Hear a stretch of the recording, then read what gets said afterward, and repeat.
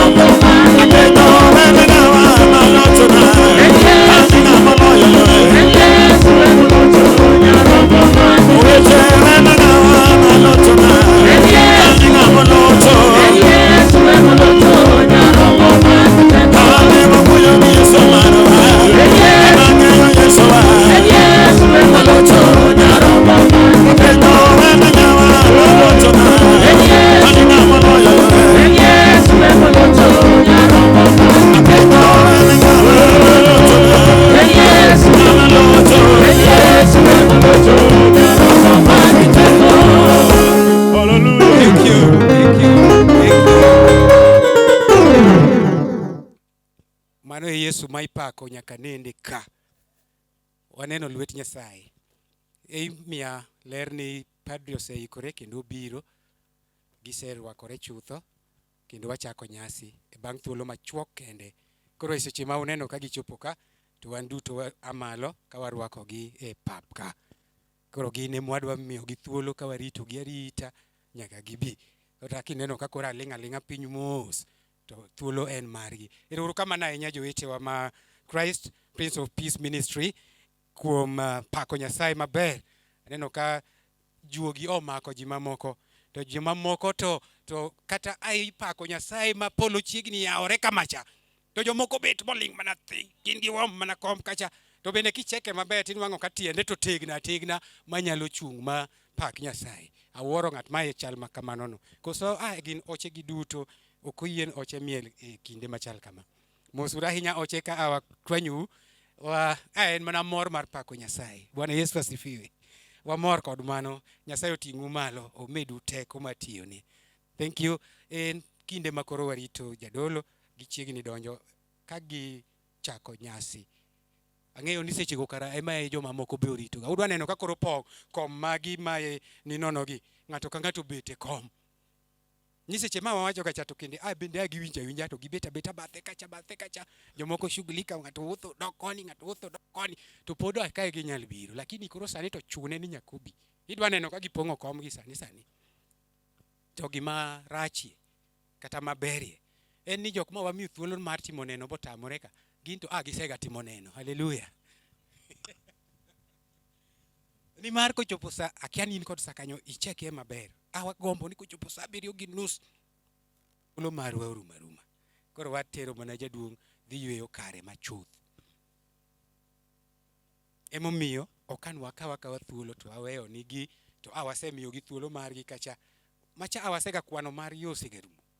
Koro jok manyien matimo neno manyien gi mabro yude thuolo ji 2-3 mamoko kaka familia ok wanyal tamo loso ewi jaduong'. Koro family adhi yudo thuolo ka dipo ni josiasa to sani bende ok en kinde siasa ahinya ok ane. Akia ni gidwa wachonwa nang'o josiasa gi bende kadipo to administration to wanyalo mi thuolo mondo wachie weche moko kojiwo kodo gik moko ma wawacho chien kacha ka administration samoro ai bang'e to mama to watieka.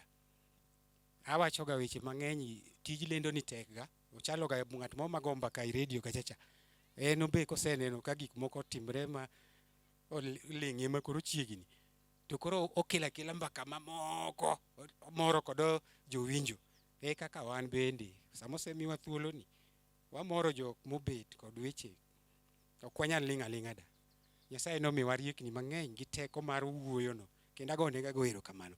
Koro chande gisechopo kachacha akwayo gi duol mamuol ni wan duto mondo wachung' ka warwako jodolo kaachiel kod ringruok gi family mondo nyasi odhi adhiya nyime e yo makare. Ng'at mawinjo duol no mondo ochung' achung'a kamiyo kodo nying Nyasaye duong'. Thank you. Ka gichopo machiegni to ing'eyo wendno to in bende iriwri ariwa kodgi ka wawero wendno kaachiel.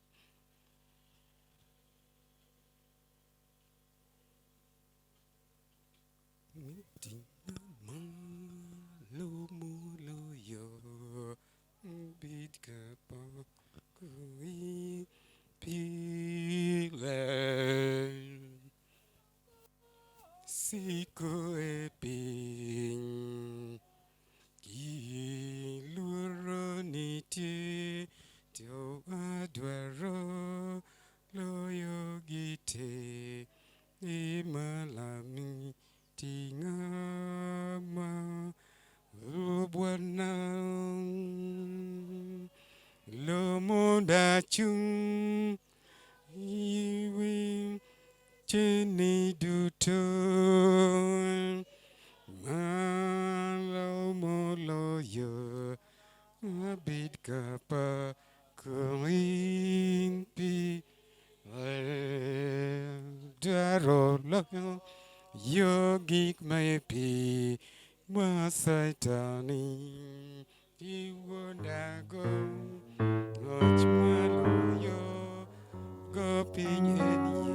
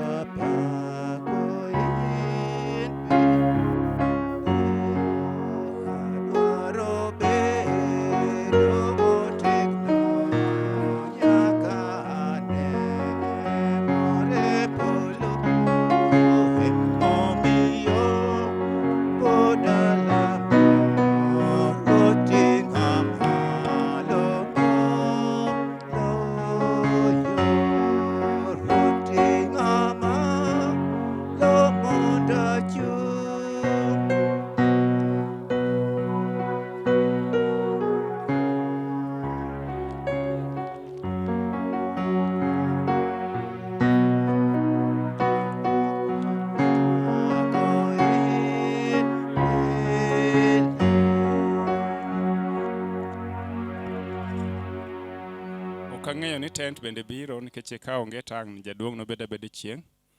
But your choir kindly take your positions.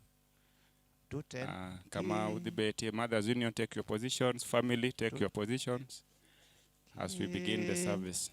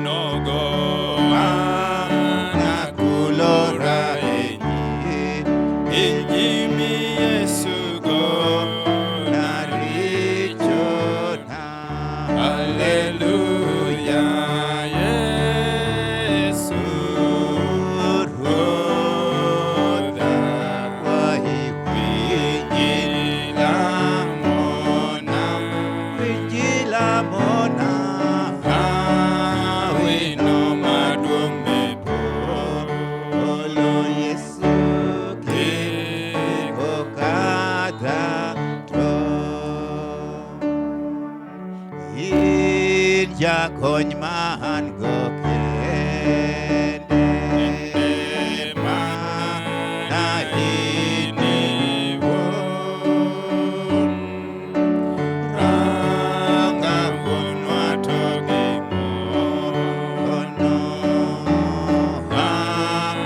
adeni to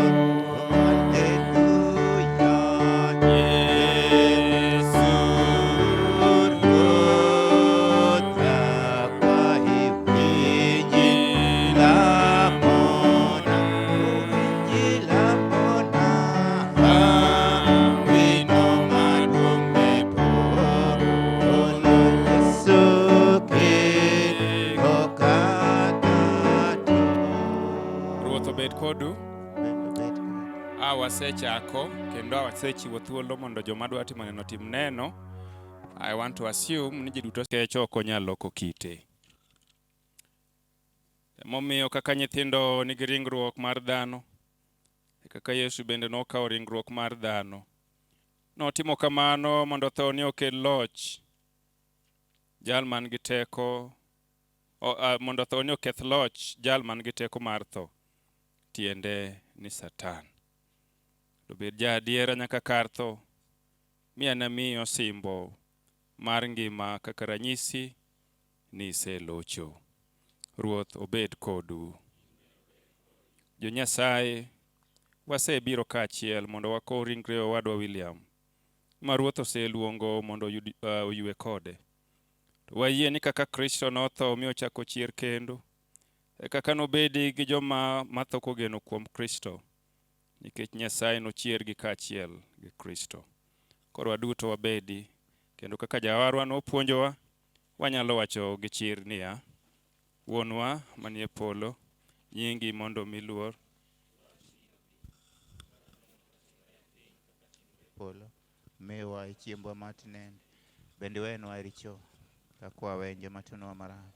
Kik iwewa wadonji e tem, to reswa e richo, nikech loch gi teko kod duong' magi nyaka chieng'. Amen. Lamo mar ywagruok, Ecclesiastes.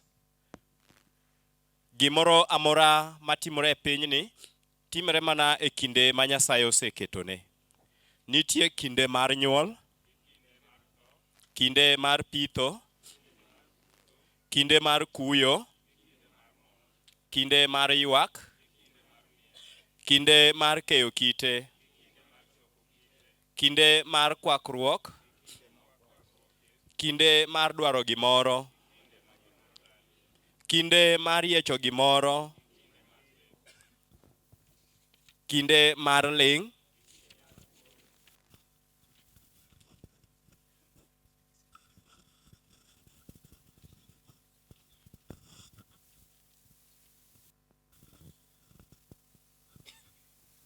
Wauru malo waduto wadwa somo mar Zaburi.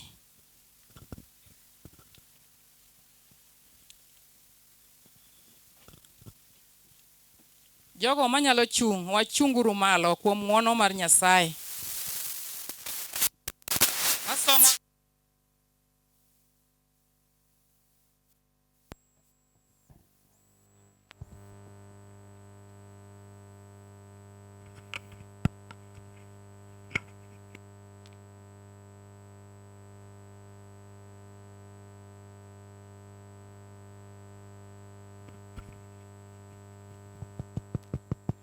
Zaburi namba 121.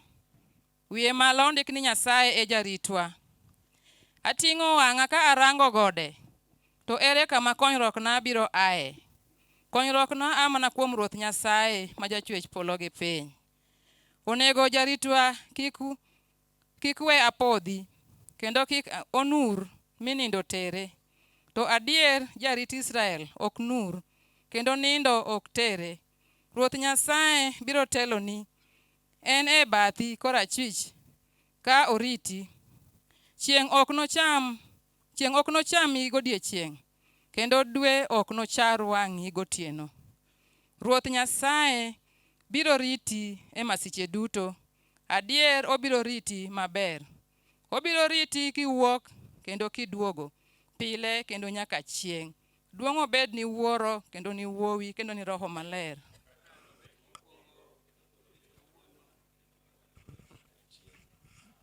Wabedi.